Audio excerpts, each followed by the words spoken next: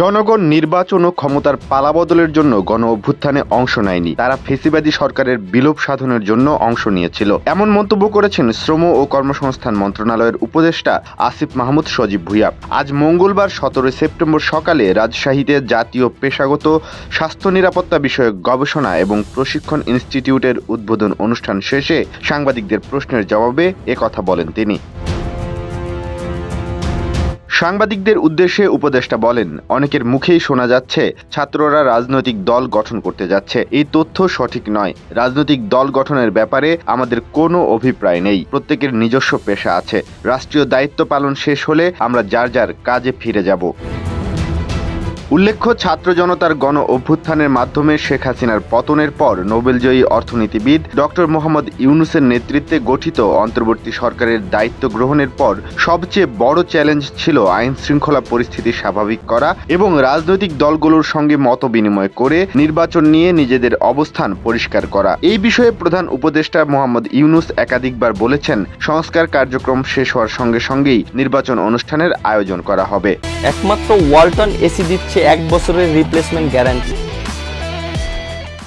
এদিকে নতুন সরকার দায়িত্ব গ্রহণের পর থেকেই অবিলম্বে নির্বাচন দেওয়ার দাবি জানিয়ে আসছে বাংলাদেশ জাতীয়তাবাদী দল বিএনপি। গতকাল সোমবারও দলটির মহাসচিব মির্জা ফখরুল ইসলাম আলমগীর বলেছেন, অবিলম্বে নির্বাচনের ব্যবস্থা গ্রহণ করতে হবে। ছাত্র জনতা রক্ত দিয়ে সুযোগ তৈরি করেছে সামনে এগিয়ে যাওয়ার।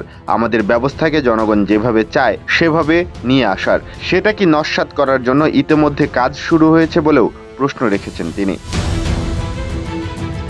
এ সময় তিনি বলেন, এই সরকার যাদের দায়িত্ব দিয়েছে তাদের মধ্য থেকে যখন বলেন নতুন দল তৈরি করতে হবে, তখন বিস্মিত না হয়ে পারা যায় না। যদি বলেন নতুন দল তৈরি করতে হবে, তাহলে জনগণ কি করে বুঝবে যে তারা নিরপেক্ষভাবে কাজ করছেন? বিএনপির মহাসচিব বলেন, বেশ কিছু গোষ্ঠী বলতে শুরু করেছে যে অন্তর্বর্তী সরকারকে অনির্দিষ্টকালের জন্য রাখা হোক, সমস্ত সংস্কার তারাই করুক। যে কোনো সংস্কার জনগণের অংশগ্রহণ ছাড়া সম্ভব নয়, সেজন্য নির্বাচিত সরকার প্রয়োজন।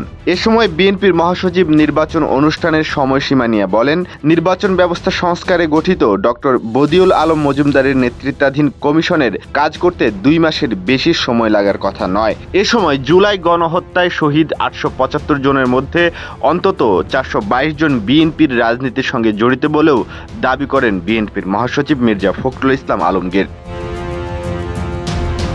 এদিকে নির্বাচন নিয়ে তাড়াহুড়ো করতে চায় না দীর্ঘদিন পর রাজনীতির মাঠে প্রকাশ্যে সোচ্চার হওয়া আরেক রাজনৈতিক দল বাংলাদেশ জামায়াতে ইসলামী। রাষ্ট্র সংস্কার নিয়ে বিএনপির সাথে মতের মিল থাকলেও ত্রয়োদশ জাতীয় সংসদ নির্বাচনের রোডম্যাপ নিয়ে দুই দলের অবস্থান ভিন্ন দুই মেরুতে। তৃণমূল থেকে শুরু করে দল দুটির শীর্ষ নেতাদের বক্তব্য ও কথাবার্তায়ও নানা বিষয়ে বৈরীভাব স্পষ্ট হয়েছে। মূলত ক্ষমতায় যাওয়ার লক্ষ্যে বড় দুই দলই যার যার অবস্থান থেকে চালাচ্ছে নির্বাচনী তৎপরতা।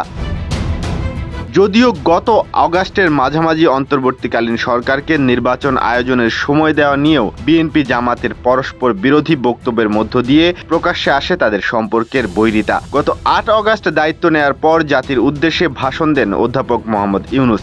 সেই ভাষণে জাতীয় নির্বাচন কবে হবে কিংবা নির্বাচন কতদিন পর হতে পারে এমন কোনো বিষয়ে স্পষ্ট বার্তা ছিল না, যে কারণে এই বক্তব্য নিয়ে প্রতিক্রিয়া জানিয়েছিল বিএনপি। সে সময় বিএনপির মহাসচিব মির্জা ফখরুল ইসলাম আলমগীর প্রধান উপদেষ্টার ভাষণে নির্বাচনের রোডম্যাপ না থাকায় অসন্তোষ জানিয়েছিলেন। তার এই বক্তব্য ঘিরে সমালোচনা করে জামাতের আমির শফিকুর রহমান বলেন, এখনও শত শত মানুষ হাসপাতালের বিছানায় কাতরাচ্ছে, রক্তের দাগ মোছেনি, বন্যায় দেশ আক্রান্ত। এই সময়ে কেউ নির্বাচন জিকির তুললে জাতি তা গ্রহণ করবে না। জামাত নেতার এই বক্তব্য ভালোভাবে নেয়নি বিএনপি। পরে এর জবাবে দলটির মহাসচিব মির্জা ফখরুল বলেন, যাদের জনসমর্থন নেই তারা এ ধরনের বিভিন্ন চিন্তাভাবনা করে। আমি কোনো দলের নাম বলছি না, যাদের ভোটে জয়ের সামর্থ্য নেই তারাই নির্বাচনের বিরুদ্ধে অবস্থান নিয়েছে।